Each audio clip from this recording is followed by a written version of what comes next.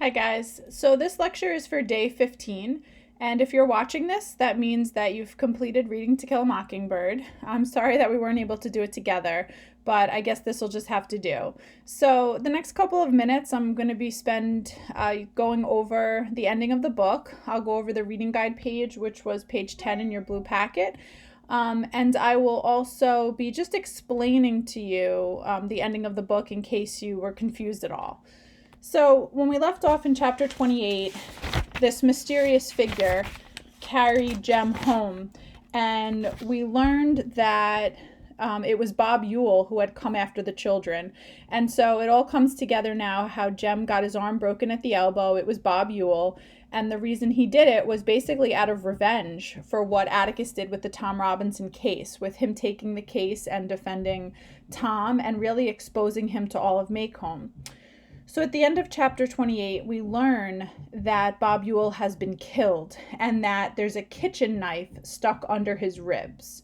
Now, when chapter 29 picks up, we have a discussion within the Finch house where basically Hecate asks Scout to explain what happened from her point of view, what she remembers. And so she basically goes back through, it starts on page 361, and she goes back through how they heard the noise and how someone grabbed her and crushed her costume and how somebody was trying to squeeze her to death.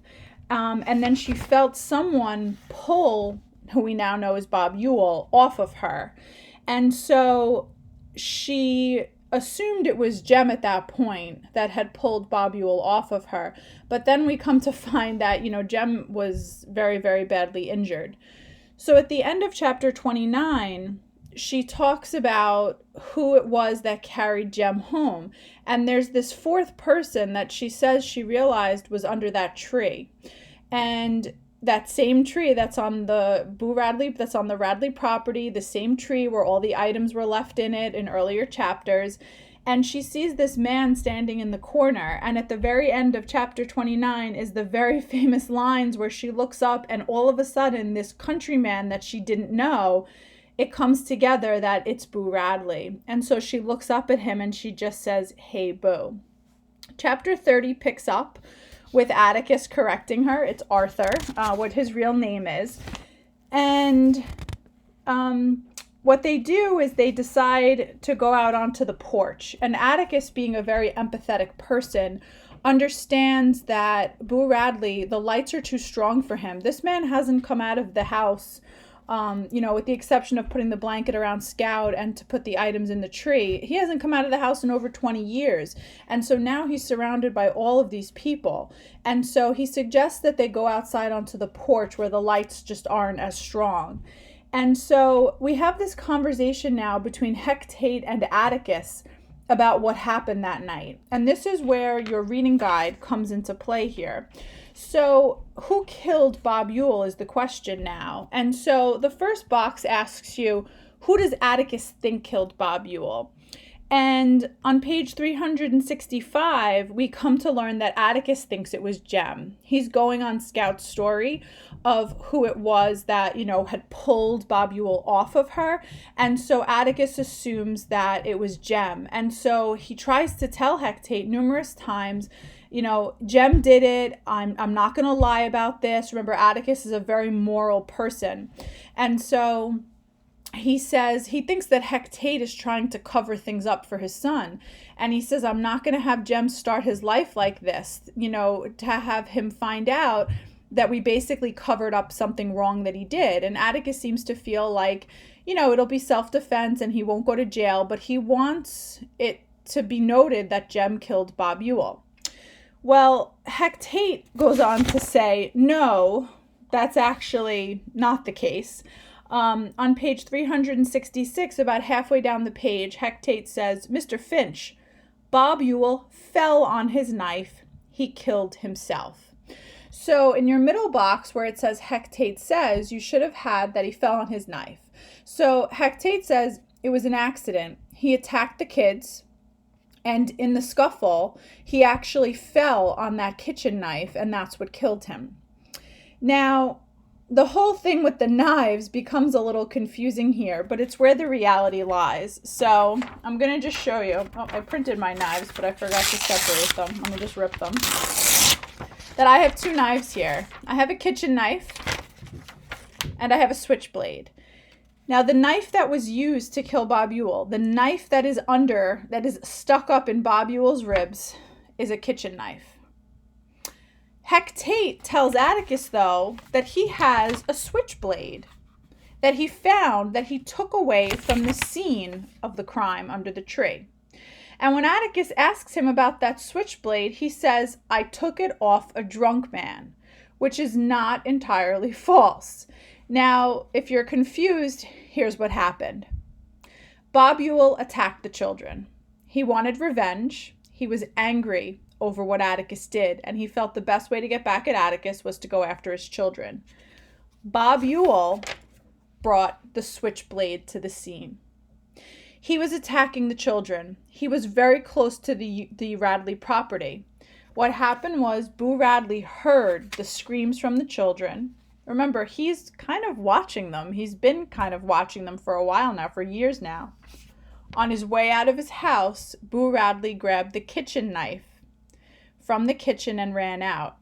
This is the knife that was used to kill Bob Ewell. So if you put it together, the person who killed Bob Ewell is none other than Boo Radley. Now, Atticus doesn't get it. He doesn't put two and two together. When Heck Tate says, "Oh, I took it off a drunk man tonight," Heck Tate has to remove the switchblade from the scene. He actually tampers with evidence. Why does he have to do that? Because if there's more than one knife on the scene, then people are going to know that there was more than one person there. It wasn't just Bob, Scout, and Jem. And what Heck Tate is trying to do is he's trying to protect Boo Radley. Why? Why does Boo Radley need protection? Well, this is question number 2. Why does he lie?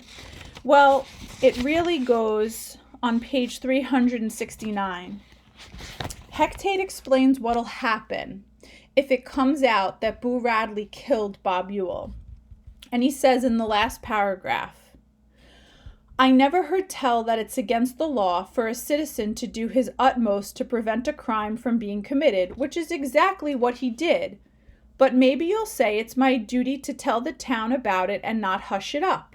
So he's telling Atticus, I know it's not wrong. I know that he was just protecting the children. But Heck Tate is showing a lot of empathy here for Boo Radley. And he says, you know what had happened then? All the ladies in Maycomb, including my wife, would be knocking on his door bringing angel food cakes.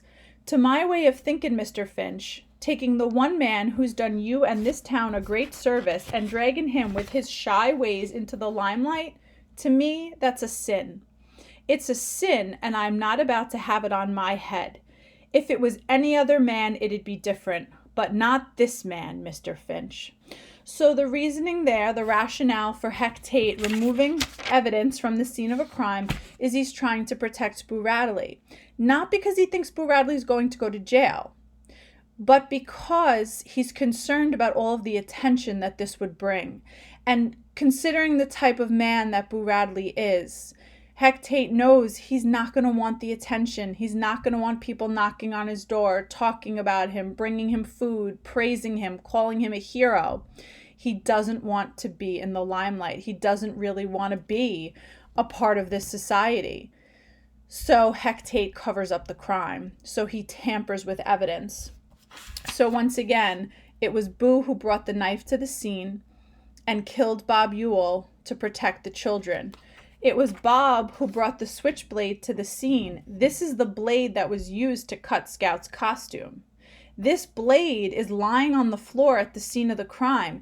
It has to be removed, because if it's not removed, now Heck Tate can't go with his story, which is that Bob Ewell fell on his own knife. Now Atticus, for as smart of a man as he is, doesn't get this. He doesn't understand what Heck Tate is kind of saying, like wink, wink, nudge, nudge. He fell on his knife, Mr. Finch, let it go. He doesn't understand until the very end of chapter 30. And he looks at Scout, who's been standing there the whole time, and he says, do you get it? And Scout, who's 8 years old, 9 years old, She 8 years old. She gets it. She gets it before her father did. And she says, the book comes full circle here on page 370. Well, it'd be sort of like shooting a mockingbird, wouldn't it?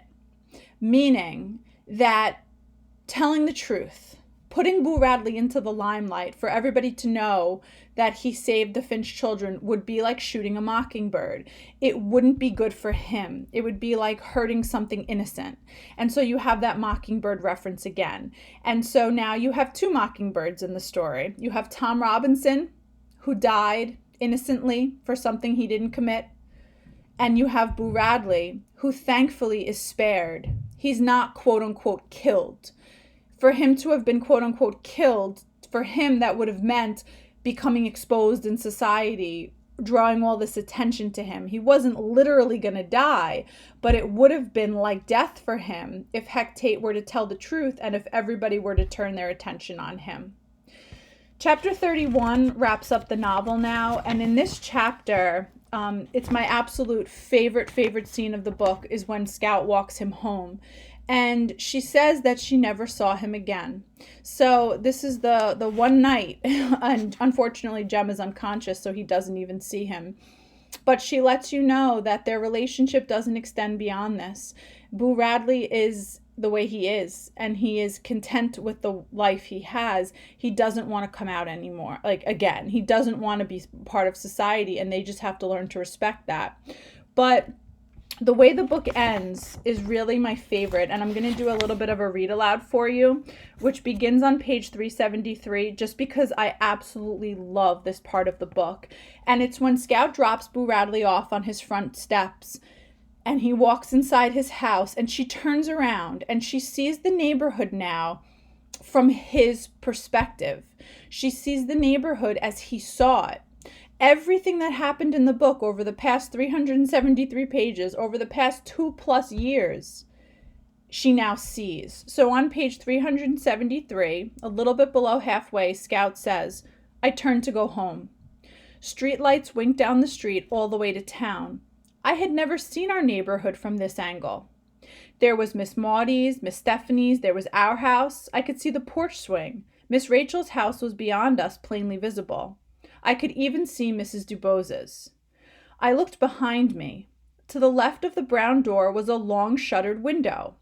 I walked to it, stood in front of it, and turned around. In daylight, I thought, you could see the post office corner." So now she's literally standing on the Radley porch in front of the window where he would have looked out. And now look what she sees. Daylight. In my mind, the night faded. It was daytime and the neighborhood was busy. Miss Stephanie Crawford crossed the street to tell the latest to Miss Rachel. Miss Maudie bent over her azaleas. It was summertime, and two children scampered down the sidewalk toward a man approaching in the distance. The man waved, and the children raced each other to him. It was still summertime, and the children came closer. A boy trudged down the sidewalk, dragging a fishing pole behind him. A man stood waiting with his hands on his hips. Summertime, and his children played in the front yard with their friend, enacting a strange little drama of their own invention. If you haven't realized, she's going back through the plot of the book now. That was the first summer when Dill came and they tried to put the note with the fishing pole through the window, and they were playing the game, the Boo Radley game. It was fall, and his children fought on the sidewalk in front of Mrs. Dubose. Remember the incident with the baton? The boy helped his sister to her feet, and they made their way home. Fall, and his children trotted to and fro around the corner, the day's woes and triumphs on their faces. They stopped at an oak tree. That's when he put the items in the tree. Delighted, puzzled, apprehensive. Winter, and his children shivered at the front gate, silhouetted against a blazing house. That was Miss Maudie's fire. Winter, and a man walked into the street, dropped his glasses, and shot a dog.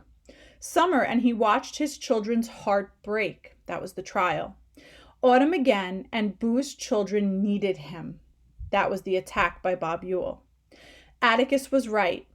One time he said, "You never really know a man until you stand in his shoes and walk around in them." Just standing on the Radley porch was enough.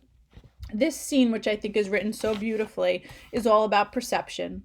You have to see things, and empathy. You have to see things from other people's perspectives and other people's points of view. And Scout has undergone this major maturity, this major growth from the time that the book started. And when she walks Boo home and turns around, she sees the whole story. But this time she sees it from Boo Radley's perspective. Now, something I want to point out is the diction in that final piece there. His children, his children. He saw them as his children. Boo Radley saw Jem and Scout as his own. And so, remember, he passed down the pocket watch and the spelling medal, and he kind of, covered for Jem with the pants, how he sewed them up, and how he put the blanket around Scout, and then he comes out of his house, risks his own life to save theirs. He really saw them as his own children. He was a lonely man who, through various, other circumstances, wound up in the position that he was in. But he's been a man that has been misunderstood. And it's not until the end of the story that Scout really truly understands that people are often misunderstood, that our perception of others is not always accurate, that people are unfairly treated, that people are unfairly labeled and stereotyped. And now you see where the two plots came together, the Boo Radley plot and the Tom Robinson plot. One man was a white man, but somebody who, through the results of his father's own religious fanaticism, and other issues, became somebody who people in town ostracized and made fun of and spread rumors about without getting to know him. On the other side, you have Tom Robinson, a black man who was convicted of a crime he didn't commit just because of the color of his skin. And these two plots come together in the end, two different characters, two different circumstances, but in both cases, you see the connection, which is about having empathy for people and putting yourself in other people's shoes and what true courage looks like. And that's really what the point of Harper Lee's novel was. Not just to entertain, but to tell you a story that would have a far-reaching impact on audiences so that they could see the problems that we faced as a society in America, and we could work to fix those problems. So that is the conclusion of the novel. I hope that you guys enjoyed it. As I had told you from the beginning, it's a long haul, and it's one that you might not fully understand when you're in it. But I hope now that you look back and you have this opportunity to reflect on the text as a whole, you can understand why it is the masterpiece that it is, and why over 40 million copies have been sold, and why it's still a part of reading lists even 60 years after it was published.